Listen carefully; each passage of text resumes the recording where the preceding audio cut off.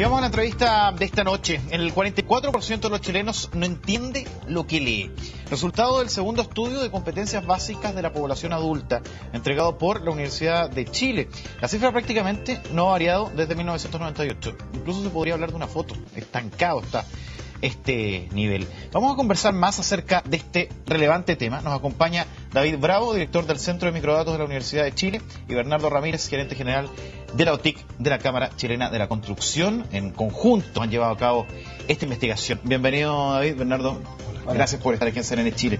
A ver, vamos a ver una nota introductoria que da cuenta un poco de lo que ustedes han presentado. Está todos los documentos aquí en la mesa y creo yo es algo de análisis que puede ser mucho mayor que solamente esta cifra, esta foto, que da cuenta de algo que primero, al parecer, es preocupante, ¿no? Vamos a ver la nota y de inmediato comenzamos la entrevista.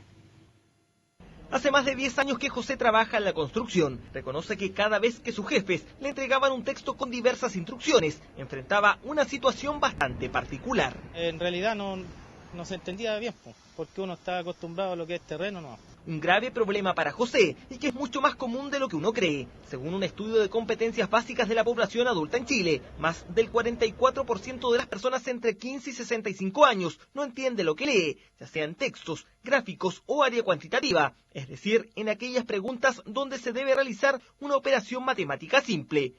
Incluso solo 1 de cada 5 personas se ubica en niveles aceptables u óptimos. Las conclusiones indican que la foto que sacamos el año 98 es prácticamente la misma foto que tenemos hoy día el año 2013. Vale decir, las competencias básicas de la población se han mantenido bastante estables. Lo malo es que desde la primera encuesta han pasado 15 años y en ese entonces Chile ya ocupaba el último lugar entre 28 países del mundo. Los resultados preocupan de sobremanera a las autoridades, ya que si los trabajadores no logran comprender lo que leen, es casi imposible que hagan bien su trabajo.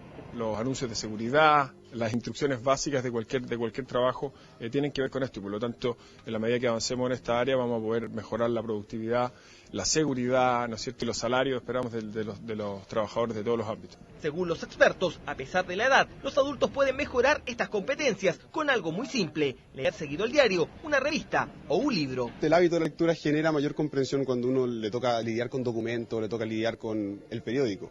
Y eso obviamente ayuda en la comprensión, pero lo relevante es lograr políticas de Estado. Y mientras el gobierno busca fortalecer los programas de capacitación, también la empresa privada desarrolla iniciativas. Por ejemplo, la Cámara Chilena de la Construcción visita a los trabajadores en la misma obra para impartir clases de comprensión de lectura. Incluso han cambiado la forma de entregar el material, incorporando imágenes que hagan más comprensibles las instrucciones.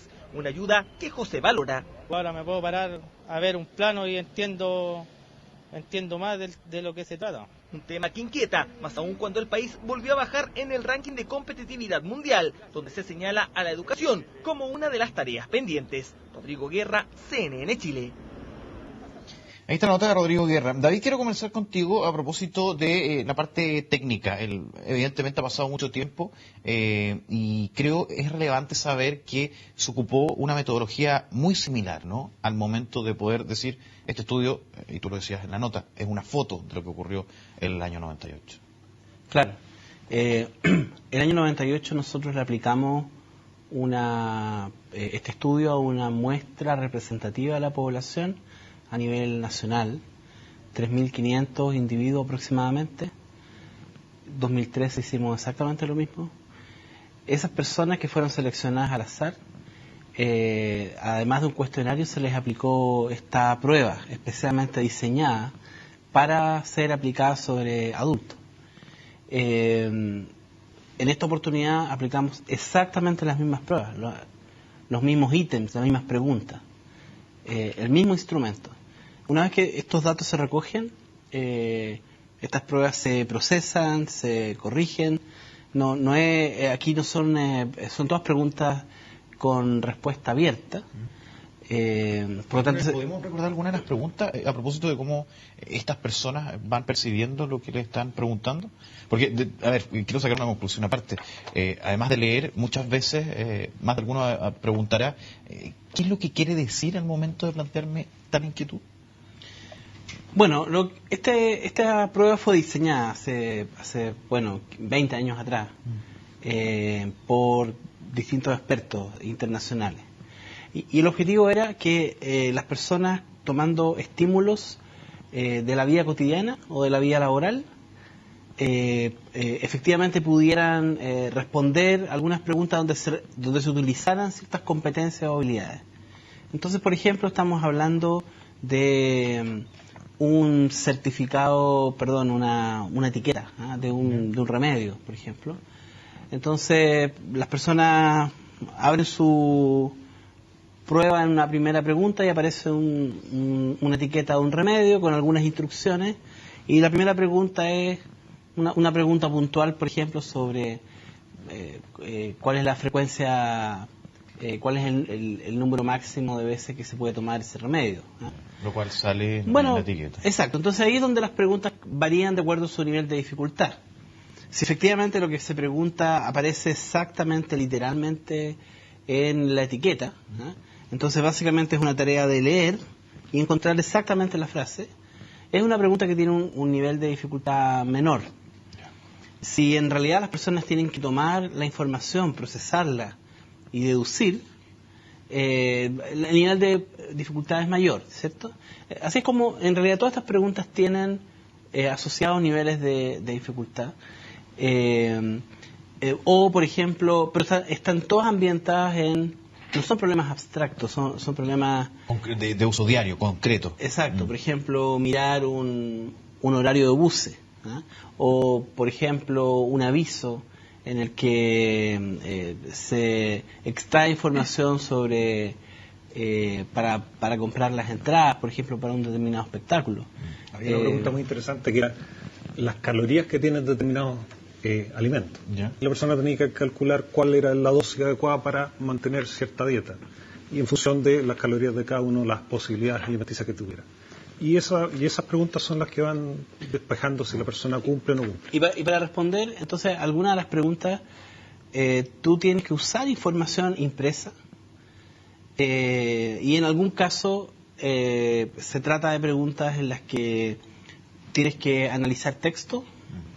En otros casos se trata de preguntas en las que, si bien es cierto es un texto, tienes que deducir información que implica hacer una operación aritmética.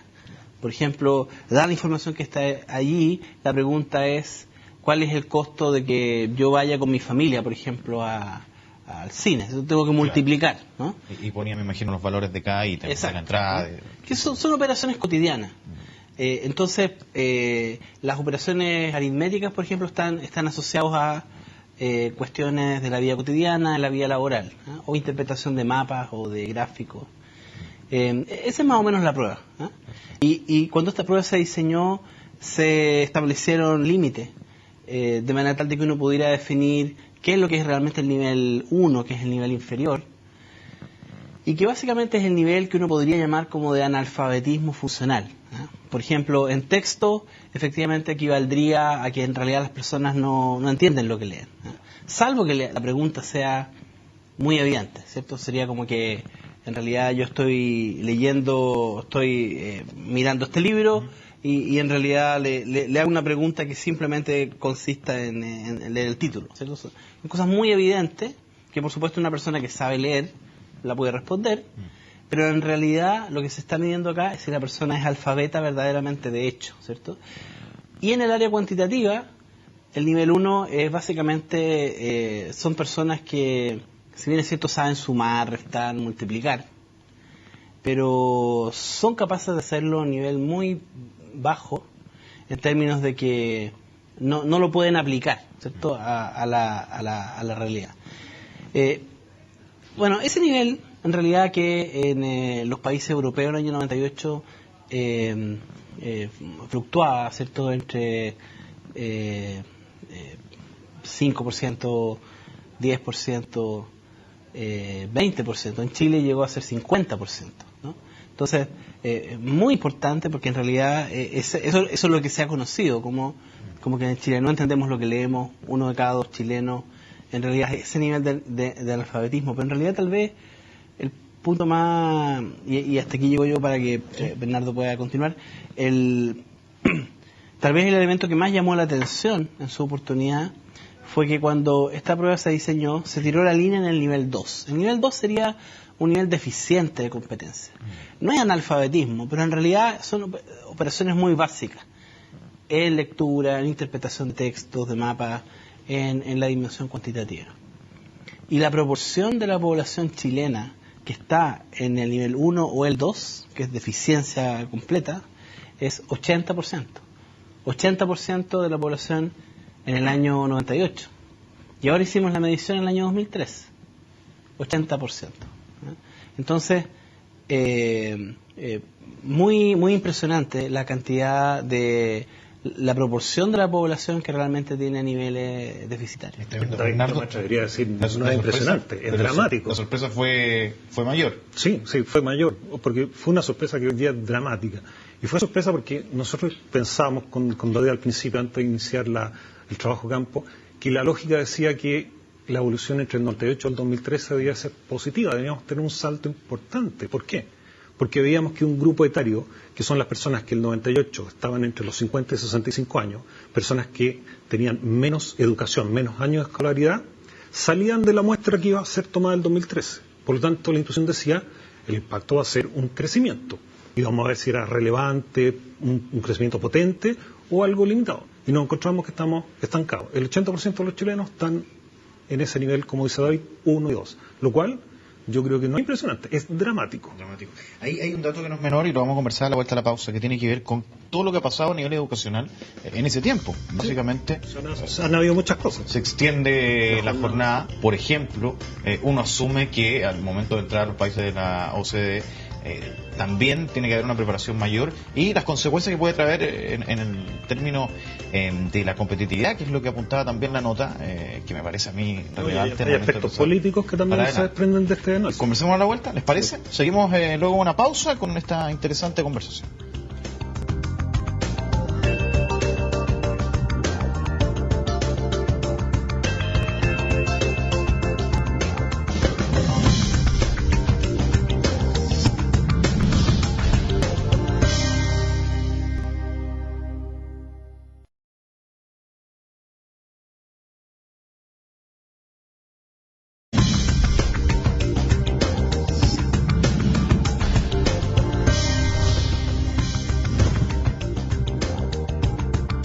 Seguimos aquí en CNN Alerta conversando con David Bravos, director del Centro de Microdatos de la Universidad de Chile, y Bernardo Ramírez, gerente general de la AOTIC de la Cámara Chilena de Aeroconstrucción. Bernardo, a ver, estábamos tratando de aterrizar, ¿en qué se puede traducir estas cifras que vamos a conocer? Desde tu punto de vista, ¿qué puede traer como consecuencia el que Chile se mantenga en este nivel de analfabetismo práctico o que sirve para la parte laboral? Mira, te cuento por qué entramos a este estudio.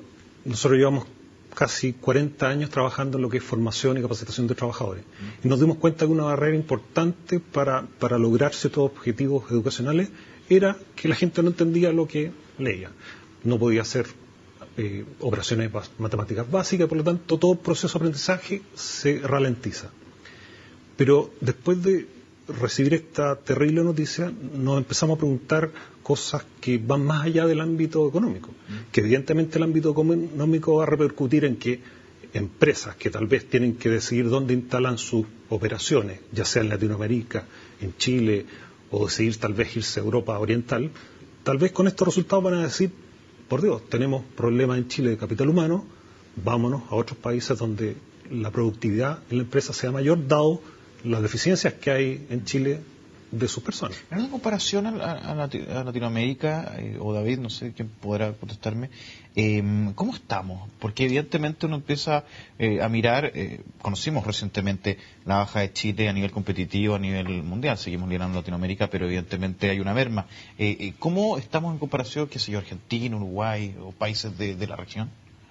Probablemente estamos mejor, pero no se ha hecho esta medición para esos países.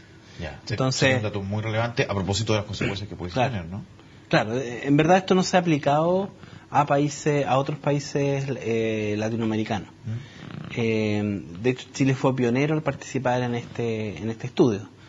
Probablemente en los próximos años sí empiecen algunos otros países que están en la OECD o que están cerca de la OECD, ¿cierto? México, Brasil, probablemente van a empezar a tener que entrar en este tipo de estudios.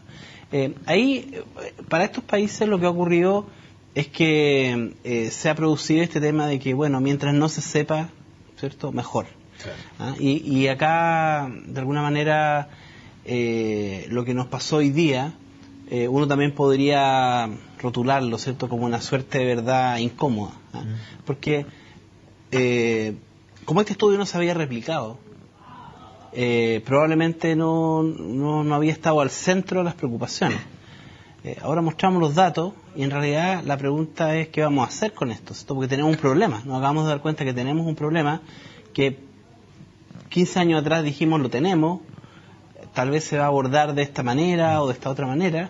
¿Pero no se ha abordado? ¿O se ha abordado mal? No, se hicieron algunas actividades. Por ejemplo, se fomentó la nivelación de estudio de trabajadores, pensando que si un trabajador que estaba en octavo básico lo llevábamos a terminar el cuarto medio, iba a lograr dar un salto en sus competencias básicas. Pero hubo, desde nuestra perspectiva, errores de entrada en esa posición, producto que se aplicaron políticas de formación que vienen del ámbito infantil y de jóvenes. Es decir, los programas de jóvenes se trataron de aplicar en lo que es la población adulta. ¿Qué pasó? La Cámara de la Construcción se metió muy fuerte, por ejemplo, en programas de nivelación de estudio de trabajadores de la construcción. Y cuando nos enfrentábamos a los programas, teníamos que enseñarle a los trabajadores de la construcción programas de biología, química. ¿Qué sentido tenía? Cuando la falla está en comprensión lectora y aritmética básica. Entonces, ahora, en la práctica, esos trabajadores, ¿qué les pasa? Al momento, y lo conversamos previamente, de leer un contrato, creen lo que le dice la persona. Discuten de pronto algo que no entendió, no saben, me imagino, cuando se le habla del sueldo neto, el líquido, el bruto, etcétera, y muchas veces tienen ese problema. Bueno, esto es una fuente que tiene problemas no solamente en la productividad del país, sino que empieza a generar problemas en nuestras raíces sociales, nuestras redes sociales. Problemas básicos como el que tú relatas. Un trabajador que recibe un contrato de trabajo que no entiende cómo se le va a cancelar su remuneración mensual, evidentemente va a tener dudas y puede entrar en conflicto con su empleador, simplemente porque no se entendió bien lo que se planteaba el documento. Pero hoy día, y a mí me llamó mucho la atención que en nuestro seminario, los economistas Landerreche y Hernando plantearon que esto también afecta, por ejemplo, la calidad de nuestra democracia. Porque evidentemente una población en un 80% que no entiende y no razona matemáticamente en forma correcta, evidentemente no puede ejercer su derecho a voto informadamente. De hecho, se queda con eslogan y todo así. ¿Cómo, y quiero ver desde el punto de vista de los efectos, cómo veíamos la nota, cómo muchas veces se enseña con gráficos, figuras, etcétera? Dibujos, claro. Ustedes también, digamos, en la Cámara y también en Microdatos de la Universidad de Chile, han tenido que optar por hacer todo con gráficos, porque, bueno, digamos, la cosa ha ido cambiando. Te cuento una experiencia concreta. La Mutual de Seguridad de la Cámara de la Construcción desarrolló programas de formación en lo que es seguridad y prevención de riesgo. Y desarrolló una metodología que era el pictograma, que era enseñarle a nuestros trabajadores a través de dibujos los peligros que tenían determinadas actividades. No podíamos utilizar texto, porque nuestro viejito de la construcción no entendía, no leía, y por lo tanto tenemos que ir a los gráficos. Ahora, ¿ustedes creían que eran los viejitos de la construcción? No. Pero parece que era mucho más transversal que eso. Sí, y vamos a mirar otros sectores también. O sea, nosotros, este es el primer estudio de 7 que estamos efectuando con el Centro de Microdatos de la Universidad de Chile, y tenemos un convenio en que Salmon Chile ha querido ver a los trabajadores de la industria de salmón. Codelco nos ha pedido que veamos a los contratistas de esta empresa minera, y de ahí varias otras miradas más que nos van a permitir profundizar bien las características del mercado y de la fuerza de trabajo de Chile. David, ¿quién es el responsable? ¿Quién nos ha hecho cargo? ¿A quién le echamos la culpa? ¿A quién le echamos la culpa? ¿Me atrevo yo a contestar? Sí, claro. Es la sociedad. Si es en el fondo es el país, su clase política, su clase empresarial no han puesto la emergencia que tiene esta cifra. ¿O lo han entendido mal?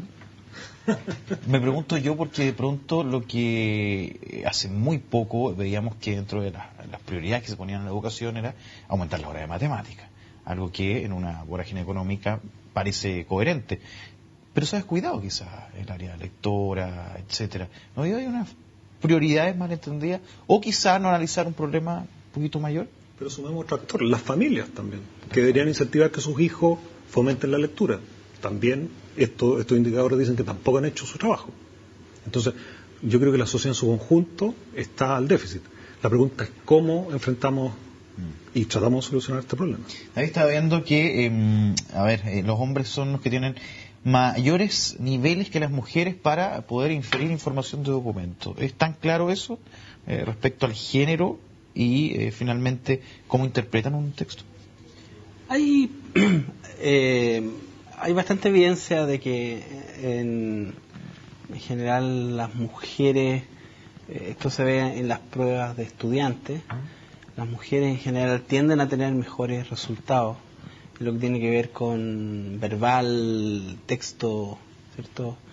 Y por otro lado en el área del lenguaje, digamos, y por otro lado en el área más cuantitativa, los hombres tienden a tener mejores resultados y obviamente no está tan claro si eso tiene que ver con alguna disposición distinta de hombres y mujeres, se refleja, digamos, o bien si eso más tiene que ver con presiones sociales, ¿cierto? Que básicamente a los niños se les fuerza más, se les orienta más desde el comienzo, ¿cierto? A desarrollar ese tipo de habilidades, digamos.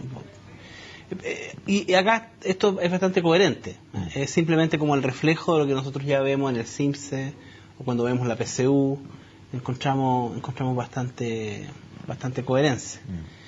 Yo creo que en esta materia lo que es difícil encontrar a alguien que tenga todas las respuestas, ¿cierto? Que sería preocupante, de hecho, que alguien diga, no, esto es lo que hay que hacer, ¿cierto? Y decreta qué es lo que hay que hacer. Nosotros hoy día en el seminario conversamos, en realidad lo complejo es cuando las cosas no se evalúan. Entonces, por ejemplo, tuvimos una política que fue el Chile Califica y que estuvo muy basado en estos programas de nivelación de estudio, pero no se hicieron evaluaciones, ¿no? Entonces, uno no puede llegar a evaluar e implementar una política grande como si fuera la verdad revelada, digamos, ¿cierto? Y después nos extrañamos porque no hay resultados. Como nadie sabe exactamente qué es lo que puede funcionar bien o no, necesitamos que cuando se empiezan a implementar los programas podamos evaluarlo de manera tal de que al cabo de unos años podamos decir esto en realidad no está funcionando y hagamos los ajustes. Y por último, porque cuando nos demos cuenta, como ahora, que pasaron 15 años y no tuvimos progreso, por lo menos vamos a decir, está claro lo que no vamos a hacer, ¿cierto? Pero como las cosas no se evalúan, ese es un defecto que tenemos en Chile, bastante grande. Y el otro problema es que definitivamente los esfuerzos que el país ha puesto en la población que va a estar en la fuerza laboral los próximos 20 o 30 años no han sido significativos, ¿no? En términos de recursos para capacitación, educación en el trabajo y también para que esta capacitación sea realmente importante. Uno no podría sospechar que con 14 horas, con 15 horas que en promedio duran los cursos que se financian por la franquicia tributaria, uno realmente le va a cambiar la vida a alguien, digamos, ¿cierto? Entonces, si uno quiere realmente pasar desde el tema de la cantidad a la calidad, que es lo que necesitamos hoy día, probablemente hay que capacitar o poner recursos en muchas menos personas, pero realmente hacerlo de modo que lo que haya detrás sea algo que pueda efectivamente cambiar este panorama desolador que tenemos. Sí, algo más integral.